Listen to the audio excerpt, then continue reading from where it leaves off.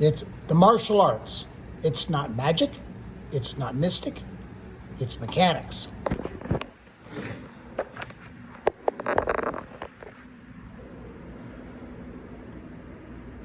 Man. Hello, students. I want to talk a little bit about what I just showed with.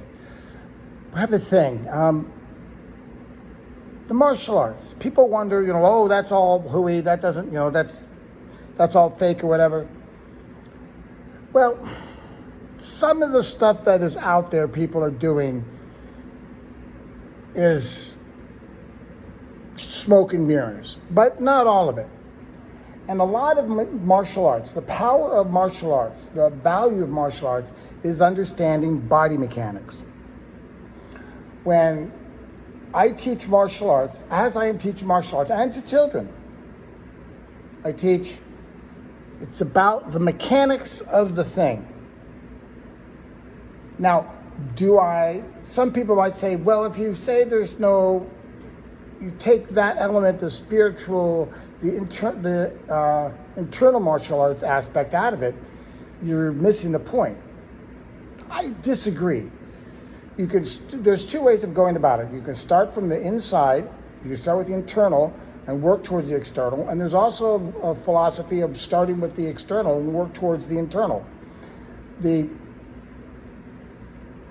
Yes, there are spiritual aspects to the martial arts. They are not critical to the teaching of martial arts. You can teach plenty of how self-defense without getting into the nuances of Qi.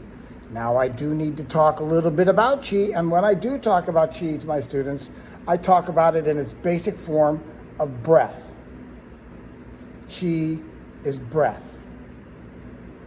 And Qigong is the study of breathing. Long, patient study of breath.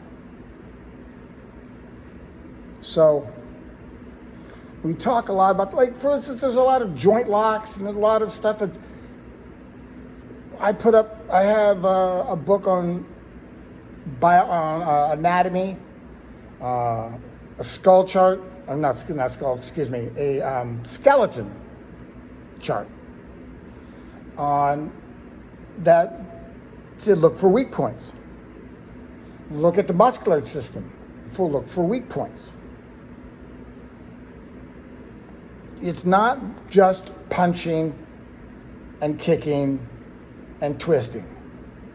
You have to know where to punch. You have to know how to punch.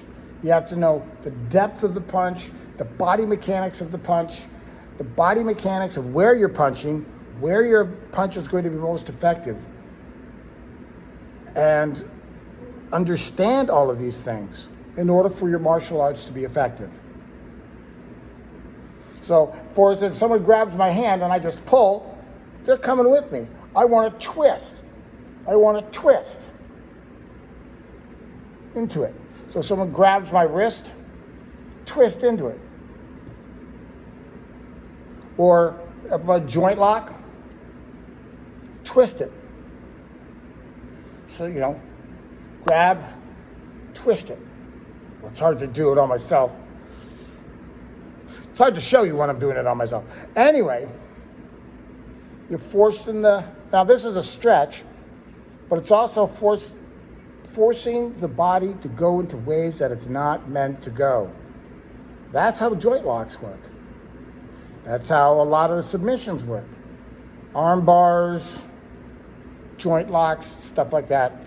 It's making the body go in a direction it's not supposed to go. There's a couple of joint locks that are fairly easy to do I haven't done the research. I believed my instructors when they said, from this point, it takes the amount of pressure to break a pencil to break a wrist. It feels like when doing it, it wouldn't take much more, so I trust it. It doesn't, you put the body parts into an unnatural position, and then you apply pressure, and something's going to snap. So, it's mechanics. It's not magic. It's not mystic. It's mechanics. Ma'am.